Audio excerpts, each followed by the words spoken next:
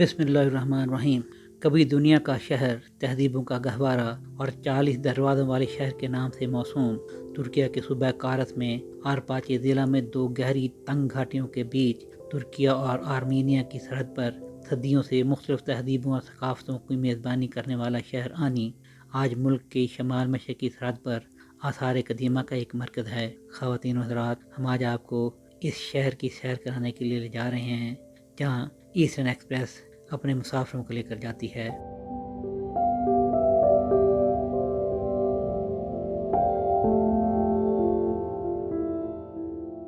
Ankara से चलने वाली ईस्टर्न एक्सप्रेस और आज की टूरिस्टिक ईस्टर्न एक्सप्रेस के जरिए शिमाल मशरक़ की तरफ आने वाले सयाहों की पहली मंजिल आनी इस वक्त सफ़ेद बर्फ़ में ढकी अपनी खूबसूरती के साथ अपने मेहमानों का इस्तकबाल कर रहा है। यह कदीम शहर इस वक्त 100 हेक्टेयर पर मुश्तमिल आसार कदीमा का एक मजमूआ है।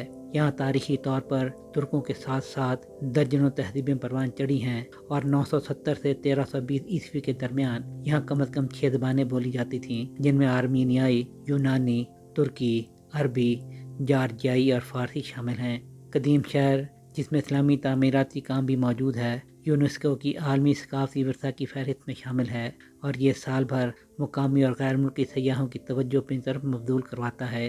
अन्नी का दौरा करने वाले सयाह उसे दुनिया का शहर, तहजीबों का गहवारा, गिरजाघरों का शहर और 40 दरवाज़ों वाला शहर के नाम से याद करते हैं, क्योंकि मादी में यह शहर इन तमाम उर्फियतों से पहचाना जाता था। आनी में सयाहों को अबीउल मुनहजर मस्जिद समेत अमीनिया गिरजा चर्च, अन्नी cathedral, डेकरन church, Abu Gamir पलवानी church को देखने का मौका मिलता है और साथ ही बर्फ़ से ढकी खूबसूरत पुरानी इमारतें अपना रंग जमाती हैं, जबकि यहाँ तमाम तहजीबों से मुतल्लिका खाने भी दस्तयाब हैं।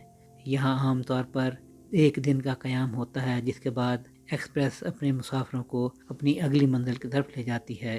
सुहेल शहरियार, पाक तुर्क न्यूज़, लाहौर।